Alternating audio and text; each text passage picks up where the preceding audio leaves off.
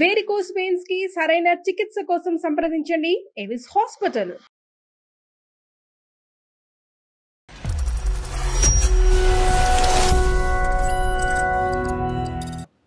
నమస్తే కళ్యాణ్ గారు. నమస్తే జయ గారు. కొడుకే వదిలేసి వెళ్ళిపోయాడు సార్, ఫ్రెండ్ ఇంట్లో ఉంటారని చెప్పేసి. ఓల్డ్ ఏజ్ హోమ్ అని చెప్పాలా, ఇది ఫ్రెండ్ వాళ్ళ ఇల్లు అని చెప్పాడా? ఫ్రెండ్ వాళ్ళ ఇల్లు అని చెప్పేసి వదిలేసి వెళ్ళిపోయాడు. అంటే ఇంకేంటంటే ఫ్రెండ్ ఇల్లు అని చెప్పకపోతే దీనికి ఇంకా వేరే రాద్ధాంతం ఉంటుంది, ఎక్కడ ఇతను ప్రయాణాన్ని ఆపేస్తుంది అనేటువంటి భయంతో ఫ్రెండ్ ఇల్లు అని చెప్పేసి. అంతే కదా రాజు? అంతే సార్. అది మీ ఈమెయిల్ చెక్ చేసాము, అందులో జర్మనీ అన్నాడు. జర్మనీ వెళ్ళాడు ఇతను? జర్మనీ విదేశాలు, జర్మనీ వెళ్ళిపోయాడు. మేమేంటంటే మేము ఒక అడుగు ముందుకేసే ముందు అసలు ఈ ఇన్పుట్ అంతా రిలయబులా కాదా అన్నది మేము చెక్ చేసుకోవాలి. కాబట్టి సో ఒకళ్ళ దగ్గర నుంచి వచ్చే ఇన్ఫర్మేషన్ కాదు, ఈ 4-5 దగ్గర నుంచి మీరు రాబట్టారు ఇదంతా కూడా. అవును సార్, ఆమెకి ఏదో కొద్దిగా కొడుకుని తన దగ్గర తెచ్చుకుందామని ఆస్తూ నేను ఈ ప్రయత్నం చేశాను సార్. నేను ఫోన్ చేసినప్పుడు 2 times కాల్ కట్ చేసాడు, మళ్ళీ చేస్తా ఉంటే ఒకసారి లిఫ్ట్ చేశాడు సార్. చేసి ఏమన్నాడు? లిఫ్ట్ చేసి ఇంకా చూసుకోలేను, ఆమె పెద్ద వయసు అయిపోయింది కదా, ఇంకా నాకు పని లేదు, నాకు నా జీవితం నేను చూసుకుంటున్నాను, ఇంకా ఆమెతో నాకు ఇంకా అవసరం లేదు అన్నట్టు మాట్లాడుతున్నాడు సార్. ఎలా సార్ అది కన్న తల్లిని అట్టాగే వదిలేస్తాడు సార్, చెప్పండి. తల్లి అవసరం లేదా? ఎదురు చూస్తూ ఉంటాను పాప ఆమె. అదే రెక్కలు వచ్చాక ఎగిరిపోయాడు. అసలు ఎవరు తోడలేరు. ఇప్పటికైనా ఇప్పుడు ఈ పరిస్థితి అనేటటువంటి దాంతో ఇప్పటికైనా ఇవిడ అవగాహన వచ్చిందా ఇవిడికి? ఇంకా 3 years నుంచి పాపం పొద్దున్న లేగడం, పాపం బట్టలన్నీ చదువుకోవడం, రెడీ అవడం, కొడుకు వస్తాడని చెప్పి ఎదురు చూపులు చూడడం, పాప ఆతురత చూస్తుంటే నాకు ఎంత బాధ అనిపిస్తుంది సార్. పాపం చెప్పండి, కొడుకు వస్తాడు ఎక్కడ ఆయనేమో రావట్లేదు, ఫోన్ లిఫ్ట్ చేయట్లేదు, నేను మాట్లాడుతుంటేనేమో అతనేమో నాకేం సంబంధం లేనట్టు మాట్లాడుతున్నాడు.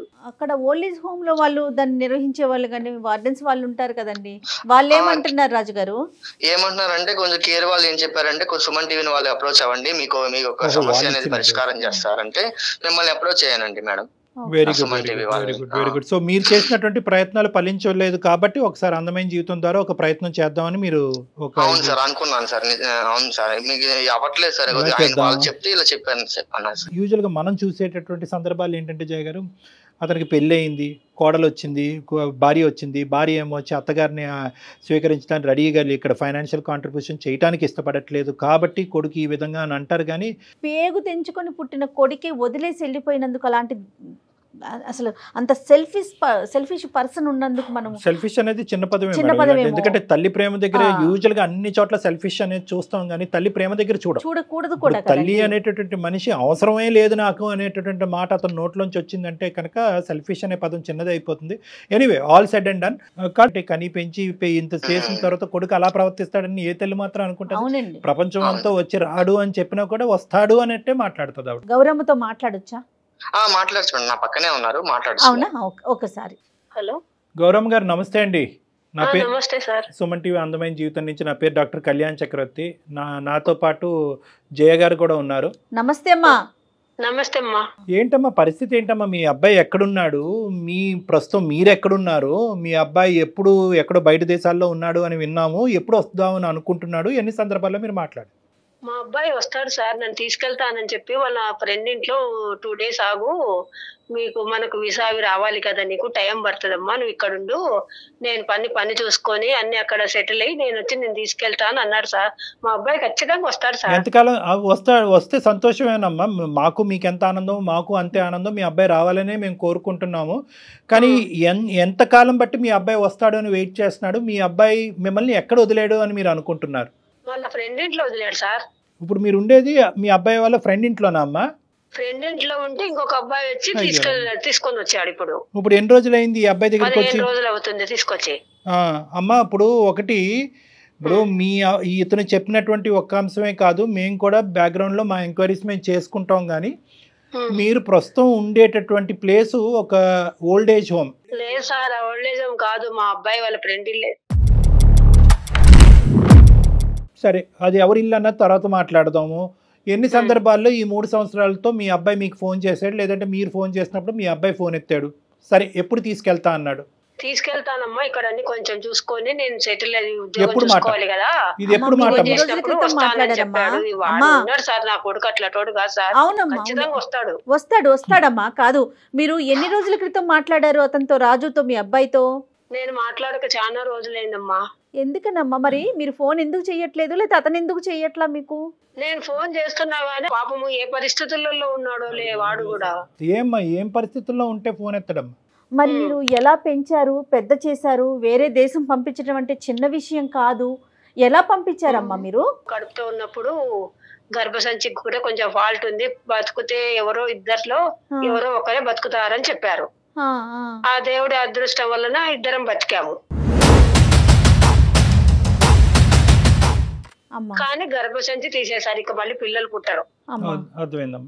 మా బాబుకు 3 ఏళ్ళప్పుడు మా వారు చనిపోయారు యాక్సిడెంట్ లో. అయ్యో. ఇంకా ఉన్నది కొంచెం అంతో ఇంతో కొంచెం ఆస్తి ఉంటే ఆ పని ఇది చేసుకొని నా కొడుకు మేము ఇట్లా పోతానమ్మా, నేను విదేశాలకు పోతాను, అక్కడ బాగా సంపాదించుకోవచ్చు, అక్కడే అది చేసుకోవచ్చు అంటే సరే నా కొడుకు కోసం అని చెప్పి డిగ్రీ బీటెక్ చదివించాము. అది అయిపోయిన తర్వాత అక్కడికి వెళ్ళాలంటే అన్ని తెచ్చుకొని కొంచెం డబ్బులు ఖర్చు పెట్టి అన్ని చేసుకున్న తర్వాత 23 ఏళ్ళప్పుడు వెళ్ళాడు. మీకున్న ఆసరాగా ఉన్న ఒక ఇంటిని కూడా మీరు అమ్మేశారని తెలిసింది. అవునమ్మా, అన్ని అమ్మేశామమ్మా, ఏం లేదు. వాళ్ళ ఫ్రెండ్ ఇంట్లో నన్ను 2 days ఉండు, అన్ని పాస్పోర్ట్ వీసా రావాలి కదా, నేను తీసుకెళ్తానని నా కొడుకు కోసము నేను అన్ని చేసిన. నా కొడుకు మంచోడమ్మా, వస్తాడు. వృద్ధాశ్రమంలో పడేసి వెళ్ళాడమ్మా, కంప్లీట్ గా మీకు టోపీ వేసి మోసం చేశాడు. ఇంత ఘోరాతి ఘోరం అంటే ఒక కొడుకు ఒక తల్లిని ఇంత ఘోరాతి ఘోరంగా మోసం చేయడం అనేది నేను చూడలేదు ఇక్కడ. గౌరీ గారు, మీరు ఇంత కష్టపడ్డారు, చిన్నప్పటి నుంచి మీ కొడుకుని పెంచి ఈ స్థాయి వరకు తీసుకొచ్చారు. ఇతని మానసిక పరిస్థితులు ఏమైనా లోపం ఉందమ్మా? చిన్నప్పటి నుంచి ఏమైనా స్వార్థపూరితమైన ఆలోచనలు, తల్లి అంటే ప్రేమ అంటే ఎక్కడికక్కడ అవసరం? అట్లా ఏం లేదు సార్, తల్లిని బాగా చూసుకుంటాడు. అసలు అందరు ఎందుకు ఎలా మాట్లాడుతున్నారు? కాదు సార్, మా అబ్బాయి ఖచ్చితంగా వస్తాడు. మీ అబ్బాయి గురించి మీరు ఆవగించి అంత తప్పు కూడా చెప్పట్లేదు, కానీ వస్తాడు వస్తాడు వస్తాడు అందరూ అలాగే మాట్లాడుతున్నారు. ఇక్కడ వదిలిపోయారు వాళ్ళు, నిన్ను ఇట్లా వదిలేసిపోయారు, వీళ్ళు నిన్ను ఇట్లా వదిలేసిపోయారు, రకరకాలుగా మాట్లాడుతున్నారు సార్. లేదు, ఏ ఇబ్బందిలో ఉన్నాడో ఏమో. ఇప్పుడు రాజుగారు వచ్చారు. రాజుగారు ఒక 15 రోజుల పాటు మిమ్మల్ని తన ఇంటికి తీసుకెళ్లాడు. అతను కూడా పెద్ద హృదయము, గొప్ప మనిషి అతను. ఎంతో మంది కానీ ఈ విధంగా ఆలోచించేటటువంటి మనస్తత్వం ఉండదు. ఈ రోజుల్లో అలాంటి వ్యక్తి మీకు ఉండటం, అతను చేసేటటువంటి ప్రయత్నం ఈ రోజు ఫలించుంటే మీరు మీ అబ్బాయి దగ్గర ఉండేవారు. కానీ అతని ప్రయత్నాన్ని కూడా విఫలమయ్యే విధంగా మీ అబ్బాయి ప్రవర్తించాడు. 2 సార్లు ఫోన్ కట్ చేశాడు, ఒకసారి ఫోన్ ఎత్తాడు. అసలు నాకు అటువంటి, అంటే ఈ మాట చెప్తున్నాను, నాకు చాలా బాధగా ఉంది, మీకు బాధ కలుగుతుంది. మీ అబ్బాయి అన్న మాట అంటారు, నాకు ఎటువంటి బంధాలు లేదు, నాకు ఎటువంటి ప్రేమ ఆప్యాయతలు లేదు, నాకు అసలు తల్లి అనేటటువంటి బరువు బాధ్యతలు కూడా నాకు వద్దు అని అంటున్నాడంట. ఇదేం విడ్డూరం? లేదు సార్, ఏ ఇబ్బందిలో ఉన్నాడేమో మా అబ్బాయి, వస్తాడు సార్ నా కోసం. పోనీ రాజుగారు నిన్ను తీసుకొచ్చి అక్కడ పెట్టుకున్నాడు, 15 రోజుల పాటు చూసుకుంటున్నాడు. పోనీ మీ దగ్గర ఏమైనా ఆర్థిక పరమైన పరిస్థితులు ఉన్నాయా? ఆ డబ్బులన్నీ లాక్కోవడానికి రాజుగారు ట్రై చేస్తున్నారా? అతను ఏమైనా డబుల్ గేమ్ ఆడుతున్నాడా? పోనీ మీ దగ్గర ఏమైనా ఉన్నాయా? మిమ్మల్ని డైరెక్ట్ గా అడుగుతున్నాను, ఇతను ఏమైనా మీ దగ్గర నుంచి రాబట్టాలనే ప్రయత్నం ఉందా? రాజుగారు కరెక్ట్ మనిషా కాదా? నా దగ్గర ఏమీ లేదు, మీ దగ్గర చిల్లిగవ్వ కూడా లేదు. మేము చేసేటటువంటి కొన్ని ఎంక్వైరీస్ లో రాజుగారి యొక్క పరిస్థితి కూడా కనుక్కున్నాం. అతను ఇలాంటి సేవా కార్యక్రమాలు, ఒక NGO ఆర్గనైజేషన్ నడుపుకుంటున్నాడు, ఒక సామాజికవేత్త. ఇలాంటి మంచి కార్యక్రమాలు చేసుకుంటూ పోతా ఉంటాడు. అతనికి ఇంకొక ఆలోచన, తెలియదు సార్. మా ఫ్రెండ్, మా అబ్బాయి ఫ్రెండే పంపించినాడు, తీసుకొచ్చినాడు అని నేను అనుకుంటున్నాను. అదే, మీరు ఇంకా ఆ లూప్ లోనే కాదుమా. 3 ఏళ్ళు అవుతుంటే గౌరమ్మ, ఒక 5 నిమిషాలు మీతో మాట్లాడటానికి టైం లేదా అతనికి? ఇబ్బందులలో ఉన్నాడు, 24 గంటలు తల్లితో మాట్లాడటానికి ఒక 5 నిమిషాలు కేటాయించలేడా రోజులో? మాట్లాడతాడు, వస్తాడు. నా కొడుకు నా కోసం ఖచ్చితంగా వస్తాడు. సరే, మీ బలమైన నమ్మకమే ఫలించాలని మేము ఇప్పటికీ కూడా అనుకుంటున్నాం. మా తరపున మేము కూడా ఒక ప్రయత్నం చేసి అసలు అతను ఏమంటాడు అనేది, ఎందుకంటే తల్లిగా మీరు అంత బలంగా మీ అబ్బాయిని ప్రేమిస్తూ అతనే వస్తాడు, కాపాడుతాడు అనేటటువంటి ఆలోచన మేము రివర్స్ చేయాలని అనుకోవట్లేదు. పెంపకంలో మా అబ్బాయిలో అట్లాంటి ఫాల్ట్ ఏమన్నా ఉంటే నాకు తెలిసేది కదా సార్. అలాగా ఎప్పుడు బిహేవ్ చేయలేదు. పాయింట్ అదే మాకు విచిత్రంగా అనిపిస్తుంది. ఎందుకంటే అతని యొక్క స్వార్థపూరితమైనటువంటి ఆలోచనతో డబ్బులు ఇక్కడ తీసేసుకుని విదేశాలు వెళ్ళిపోయి అతని అవసరాలు తీర్చుకునేటటువంటి వ్యక్తిత్వం ఈ 21-22 సంవత్సరాల్లో ఒక అవగింజంతో కనిపించట్లేదు మీకు. సో మీ మనసులో ఉండేటటువంటి, ఒక్క నిమిషం వినండి గౌరమ్ గారు, మీ మనసులో మీ కొడుకు మీద ఉండేటటువంటి ప్రేమ, ఏదైతే అభిప్రాయం ఉందో అది మేము మార్చాలి అని అనుకోవట్లేదు. అసలు అతని మనసులో ఏం దాగి ఉంది అనేది ఒకసారి ఫోన్, అతను డైరెక్ట్గా జర్మనీ అయినా కూడా మేము కనెక్ట్ చేస్తాము. ఈ ఏదైతే సంభాషణ నేను జయ గారు రాజు గారు ఉంటామో ఈ సంభాషణలో మీరు ఉండొద్దమ్మా. అతను వెనక నుంచి ఏం మాటలు మాట్లాడతాడు అనేటటువంటిది మీకు సంబంధం లేదు. మీరు వెనక్కి తప్పుకుంటే నేను రాజుగారు జయ గారు మీ అబ్బాయితో మాట్లాడతాం. మీ అబ్బాయి పేరేంటమ్మా? సతీష్ సార్. రాజు గారు, మీరు ఆ నెంబర్ మాకు ఒకసారి మెసేజ్ పంపిస్తారు ఈ నెంబర్ కి? తప్పకుండా పంపిస్తాను సార్ మీకు. హలో సతీష్ గారు, నమస్తే అండి. నా పేరు జయ అండి. నేను సుమన్ టీవీ అందమైన జీవితం ప్రోగ్రామ్ నుంచి కాల్ చేస్తా ఉన్నాను. నాతో పాటు డాక్టర్ కళ్యాణ్ చక్రవర్తి గారు కూడా ఉన్నారు. మీతో ఒక చిన్న విషయం మాట్లాడదామని కాల్ చేశామండి. Is it right time? ఒక్క నిమిషం అండి, డాక్టర్ గారు మాట్లాడతారు. బాబు సతీష్ నమస్తే నాన్న. నమస్తే సార్. 2 దేశాల మధ్యన యుద్ధం ఎలా అయితే జరుగుతుందో ఆ యుద్ధానికంటే పెద్ద ప్రాబ్లం ఇది. కాసేపు ఓపిక్గా మీరు వినాలి అని మేము ఆశపడుతున్నాము, కోరుకుంటున్నాము. తొందరపడి ఫోన్ కట్ చేయకండి, ఎందుకంటే ఇది ఇంటర్నేషనల్ కాల్.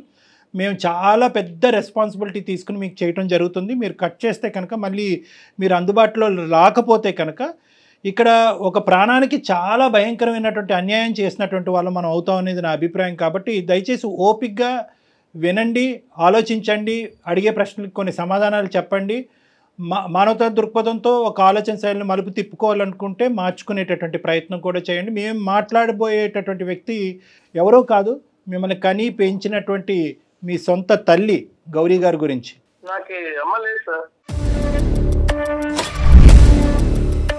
అమ్మ లేదా మీకు? మరి గౌరీ గారు ఎవరు? మరి మీరు ఎక్కడి నుంచి ఊడిపడ్డారు?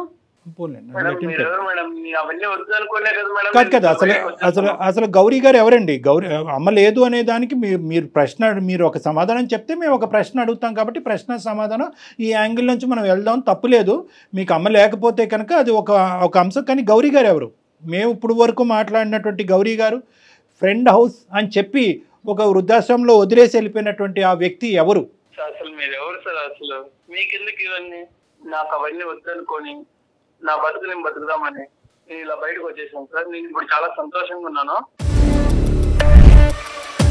ఏమండి, నేను ఎవరు అని అడిగారు కాబట్టి నేను చెప్తున్నాను. నేను ఒక మనిషిని, ఓకే, మానవత్వం ఉండేటటువంటి 2 మనుషులు ఇక్కడ అందమైనటువంటి జీవితంలో ఉన్న కార్యక్రమాల్లో కూర్చుని మానవత్వాన్ని కాపాడేటటువంటి ప్రయత్నంలో ఒక 4గురికి సహాయపడాలనేటటువంటి ఉద్దేశంతో, ఇంకా మానవత్వాన్ని చంపేయకుండా దాన్ని నరికి పోగులు పెట్టకుండా కాపాడేటటువంటి ప్రయత్నం చేసేటటువంటి ఒక ఆలోచన శైలితో ప్రయత్నం చేసుకుంటూ ముందుకు వస్తున్నాయి 2 మనుషులు మేము. మీరు మనిషి అయితే కనుక, మళ్ళీ చెప్తున్నాను, మీరు మనిషి అయితే కనుక ఒక 2 నిమిషాలు కూల్గా కూర్చుని మేము అడిగేటటువంటి 2-3 మాటలకి సమాధానం చెప్పండి చాలు. గౌరీ గారు ఎవరు?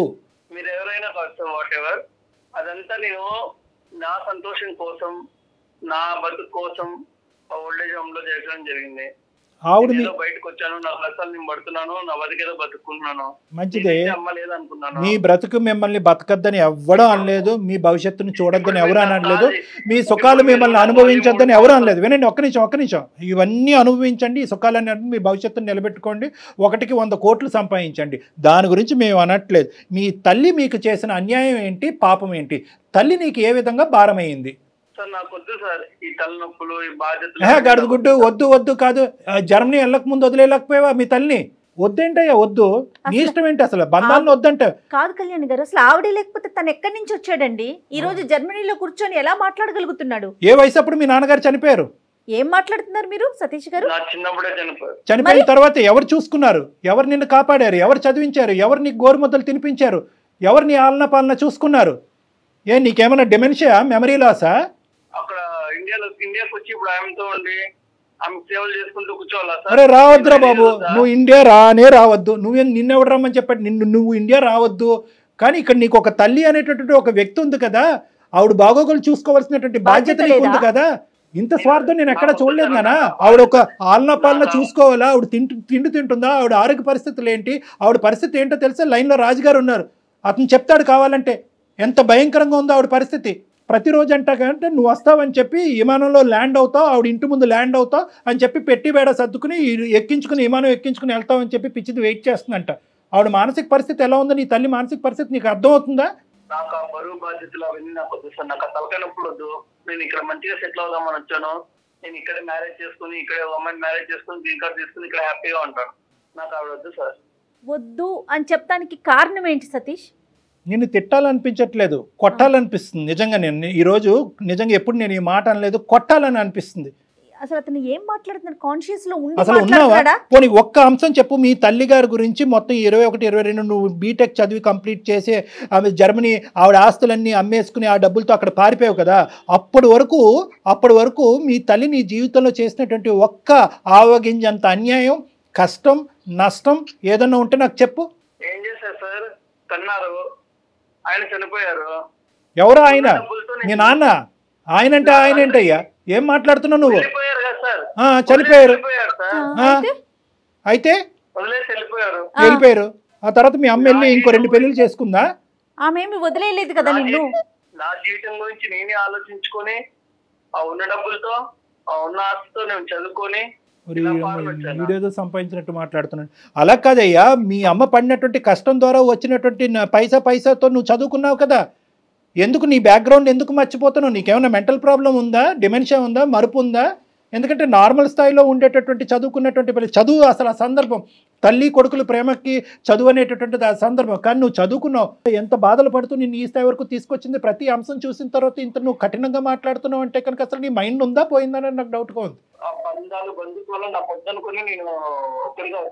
ఎందుకు నాన్న? ఇప్పుడు నువ్వు గ్రీన్ కార్డు కావాల్సినటువంటి ఒక అమ్మాయిని పెళ్లి చేసుకుని అక్కడే సెటిల్ అవుతాను అంటున్నావు అంటే గ్రీన్ కార్డు గురించే చేసుకుంటావా, లేదంటే ఒక బంధం గురించి చేసుకుంటావా? బంధాలు ఈ బంధాలు వద్దు కానీ ఆ బంధాలు కావాలా నీకు? నీకు పెళ్లి కావాలి, భార్య కావాలి, పిల్లలు కావాలి, మరి నీకు తల్లి వద్దా? ఏ విధంగా నీ తల్లి బరువు అయింది? ఏ విధంగా నీ తల్లి నీకు అన్యాయం చేసింది నీ జీవితంలో? ఒక్క మాట నాకు చెప్పినాన్న. నిన్ను తిడితే కనుక ఫోన్ పెట్టేస్తావు అని భయంతో ఇంకా తిట్టలేకపోతున్నాను. నువ్వు తిడితే కనుక నువ్వు ఫోన్ పెట్టేస్తావు. ఫోన్ పెట్టేస్తే కనుక నువ్వు నాకు దొరకవు. నాకు దొరకకపోతే ప్రపంచంలో ఎవరికి దొరకవు. ఆవిడ జీవితాంతం అలా పెట్టి సర్దుకుని మేకప్ వేసుకుని ఆవిడ చీర బొట్టు పెట్టుకుని అలా కూర్చుని నువ్వు వస్తావు వెయిట్ చేస్తూ ఆవిడ పిచ్చిదైపోద్ది. కళ్యాణ్ గారు, మీరు ఒక మంచి పని ఏంటో చేశారు చెప్పనండి. ఆవిడమ్మ మీరు లైన్లో ఉండమాకండి, అతనితో మేమే మాట్లాడతామని. ఆ తల్లి వినిందంటే గుండె పగిలిపోయేదండి ఈ పాటికి. అతను మాట్లాడే మాటలకి.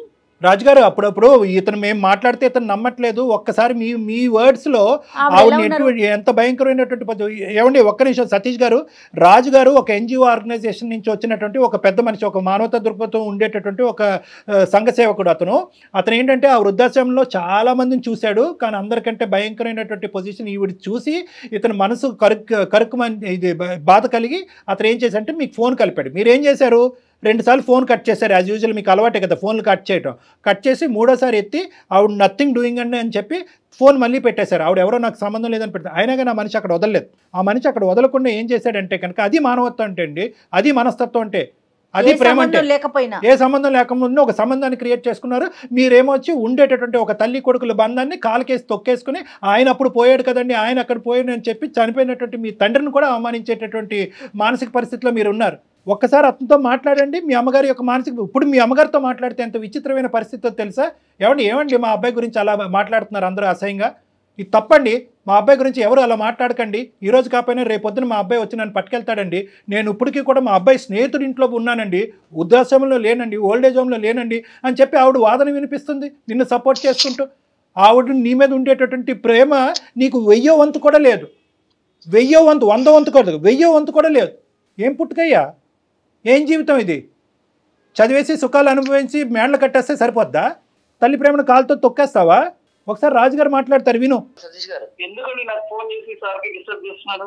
ఎందుకంటే ఏంటండి పాప ఆమె తల్లి మీ కన్న తల్లే కదా సార్. మీకు ఇప్పుడు ఆమె యొక్క జన్మ ఇచ్చి మీకు అది ఇచ్చి అన్ని పంపిస్తుంటే మీరు ఫోన్ చేస్తుంటే ఫోన్ కట్ చేసుకుంటారు. పాప ఆమె ఎంత ఆవేదన పడుతుందో తెలుస్తుందా?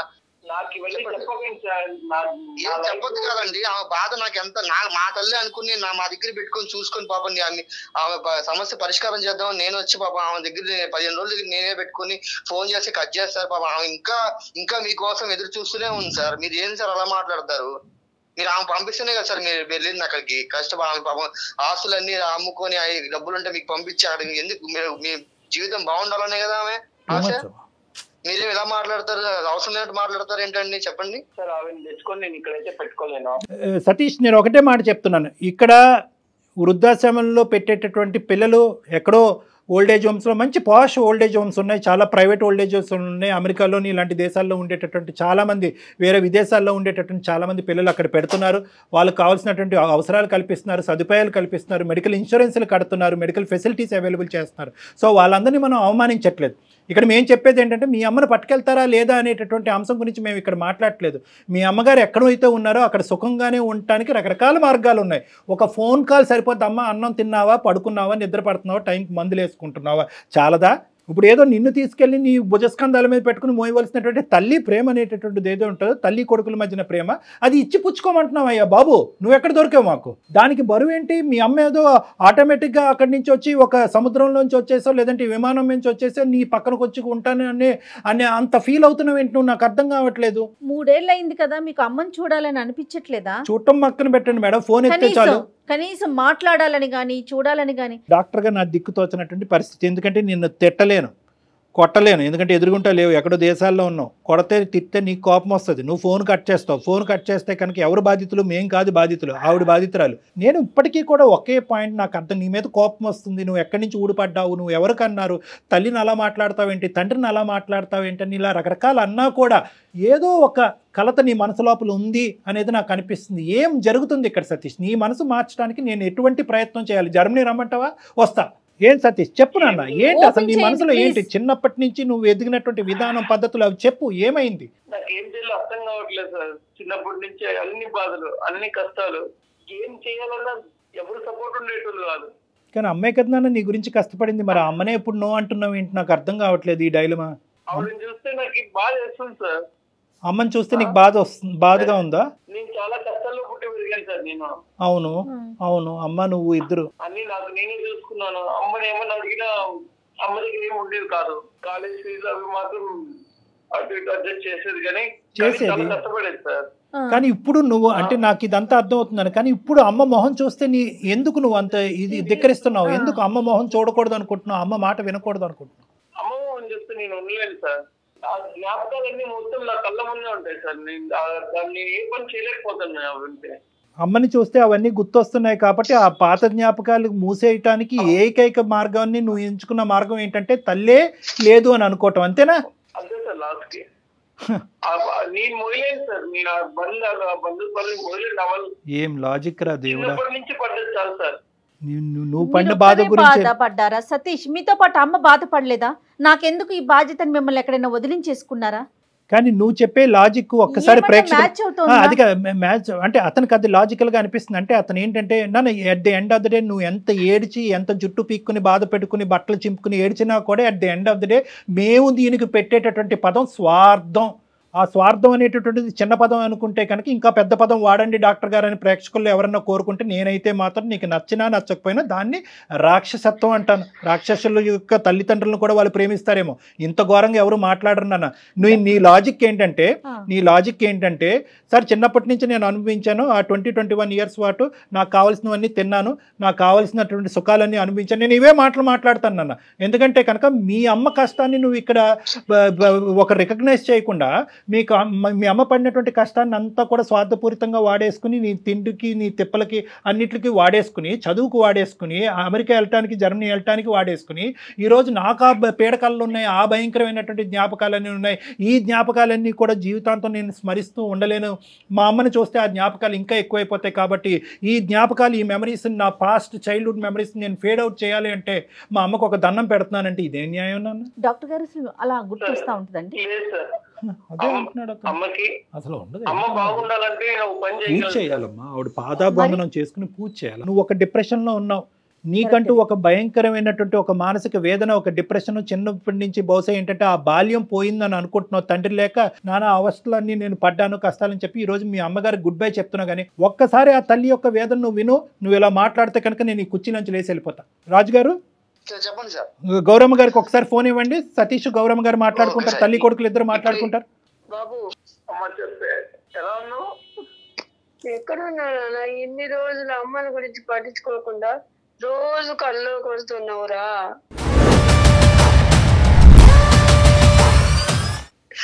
ఇలా వదిలేసి వెళ్ళిపోయావు. ఎలా ఉండాలి నేను ఒక్కదాన్ని? పిచ్చిదాని లెక్క అయిపోయి రోజు నీ కోసం ఎదురు చూస్తూ ఉన్నాను. ఇలా ఈ రోజు వస్తావు 3 ఏళ్ళు అయినాయి అని చెప్తున్నారు.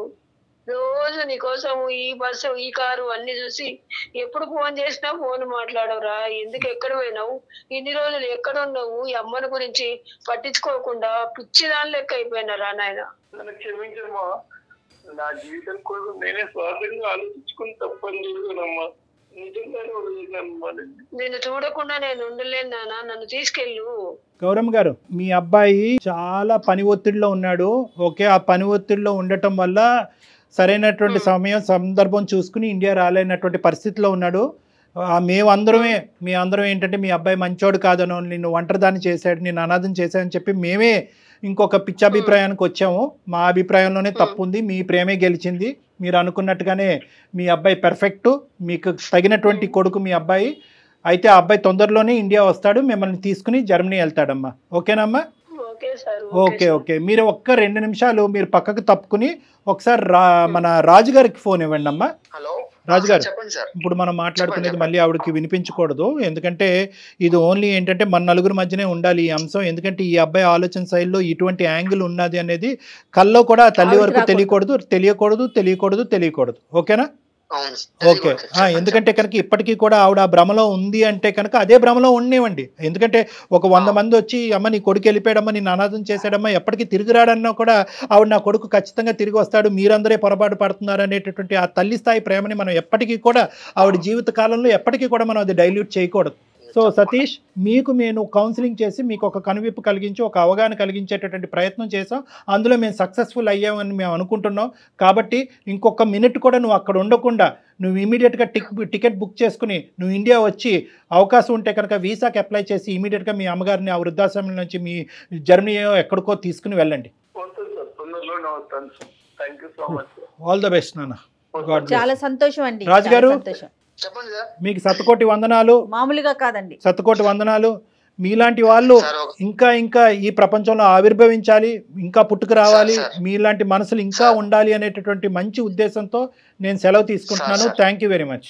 మన ప్రోగ్రామ్ అన్ని దేశాల్లో చూస్తున్నారు కదా మేడం. సో అందరికీ కూడా, అన్ని దేశాల్లో ఉండేటటువంటి అందరి ప్రజానికానికి మనం ఒక మంచి మాట చెప్పాలి అనేటటువంటి ఉద్దేశంతో ఈరోజు ఈ ఎపిసోడ్ ఉపయోగపడుతుందని నేను అనుకుంటున్నానమ్మా. పిల్లలందరికీ కూడా. ఎందుకంటే అందరూ అంటూ ఉంటారు, సార్ మా అమ్మ నాన్న అక్కడ ఉండిపోయారు, అరే కోవిడ్ టైంలో మా అమ్మ నాన్నగారు వాళ్ళ దగ్గర రాలేదు, కొన్ని సందర్భాల్లో తండ్రిని తల్లిని కానీ కోల్పోయి వీసా పర్పస్ సర్వ్ అవ్వట్లేదని చెప్పి రానటువంటి వాళ్ళు ఉంటారు.